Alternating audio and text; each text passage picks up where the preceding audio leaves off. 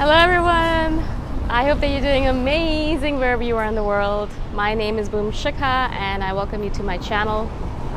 As always, I'm so grateful that you're listening, subscribing and commenting. I really appreciate the support. And I hope that this isn't too loud for you in the background. I just wanted to show you Puerto Vallarta. They have a lot of this beautiful graffiti all over Puerto Vallarta. It's just gorgeous. I don't think it's the same artist doing the work. I think it's different artists doing obviously all of this beautiful graffiti, but it's like all over. And so I wanted to give you a little glimpse of it. And then cobblestone streets. They're pretty common in Puerto Vallarta as well. I don't know why, maybe they're cheaper to build, maybe they're not, I don't know, but they're just everywhere. Which is really bad for, I'm guessing, the cars and their shock absorbers, but that's the way it is. They're everywhere. All the streets are cobblestone, almost all of them. At least in the old city, which is where I am.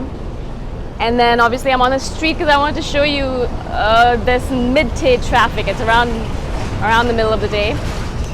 And I just wanted to show you how much traffic they usually have around this time, which is not a lot, obviously. Everyone's busy at work.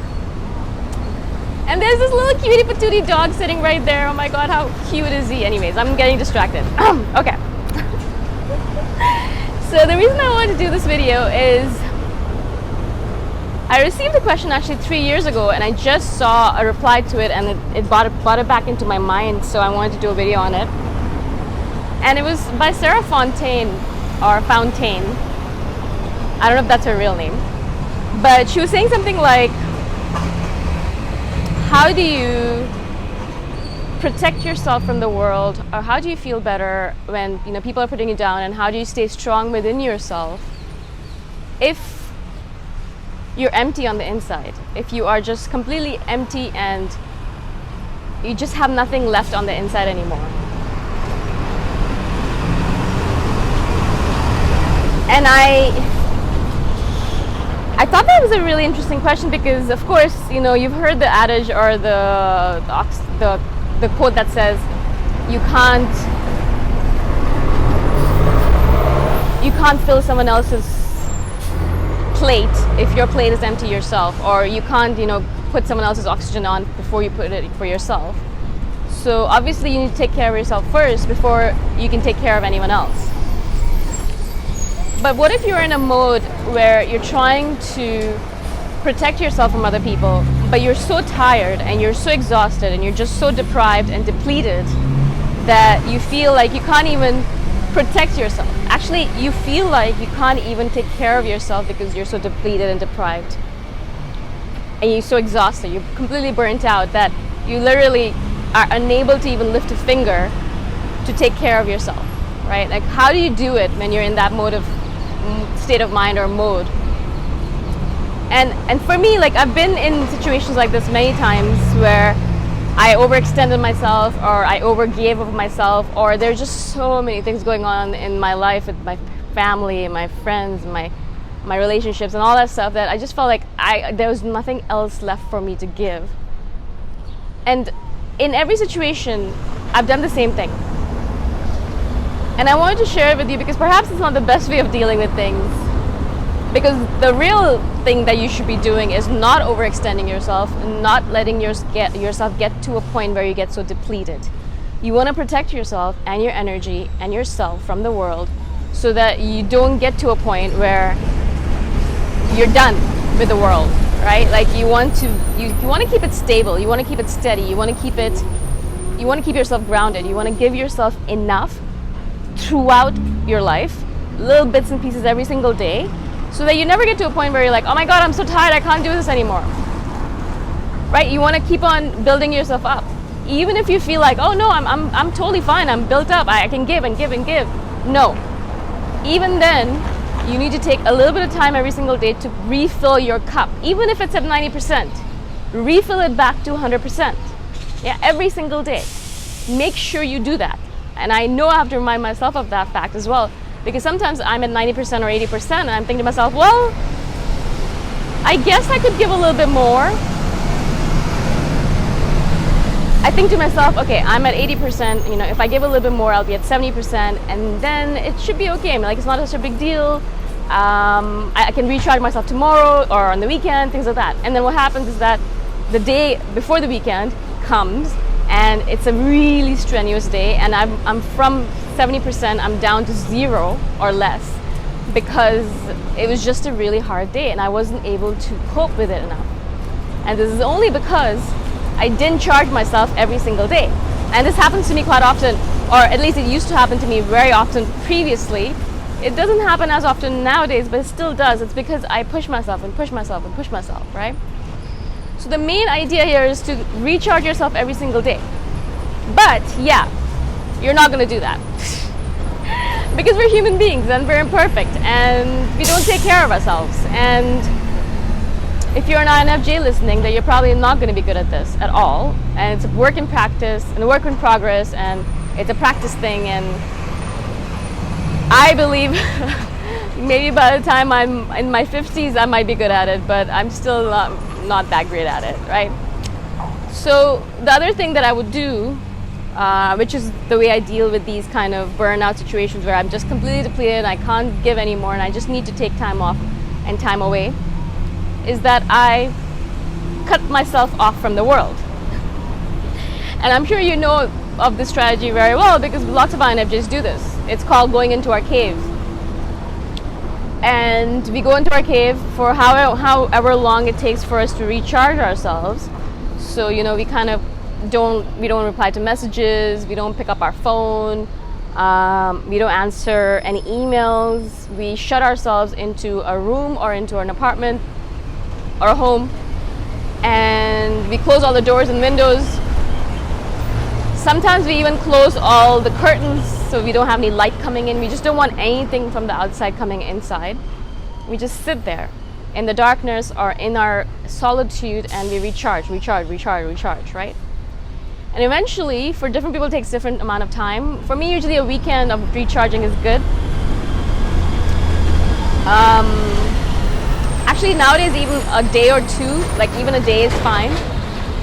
But in the past, it used to take me much longer. And I know for some of you, it takes you weeks or months to recharge yourself, right?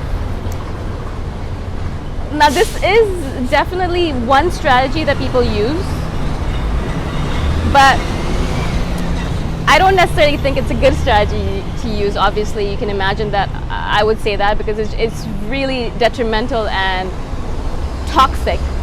Because not only is it detrimental to yourself because you're cutting yourself from the world, yeah, maybe you're recharging yourself, but you're losing out on friendships, relationships, people, and that's obviously not a good thing. But also more than that, you're probably missing out on venting to people. You're missing out on connecting to people because that's when you really need to do that. When you're in that mode where you're exhausted and you're depleted and you're tired and you need to recharge yourself, one of the best ways to do it is to go to someone that you trust and say, oh my God, I'm so tired, I want to vent, can you listen to me? Or can you hold space for me? And I've noticed for myself at least, it's not my natural tendency to do that. I don't vent to people, I don't share with people, I just kind of deal with it on my own. But I have noticed that when I do have a tough time or a tough day, and if I just go to someone and I vent to them and say, oh my God, I'm having a hard day, blah, blah, and I just vent, it does help me feel a lot better very quickly, right? And so, unfortunately, our method of cutting ourselves off from the world, and I'm saying this to myself as well because I do this as well and it's not good, it's not the best way of dealing with the depletion. Of course, as I said, the best way is to not allow the depletion to even happen, to take care of yourself on a regular basis so that you're never getting to that point of zero. But if you do get to that point of zero, obviously recharge yourself as fast as possible. And as fast as possible usually means for us cutting ourselves from the world and going into our caves. So what is the alternative here, right? Like, what if I'm not going to be able to recharge myself every single day, then how am I going to make sure that I don't get depleted by the world?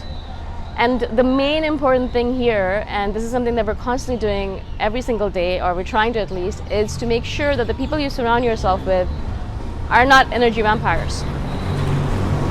They are not people who step on your boundaries. They are not people who deplete you, take from you and never give back.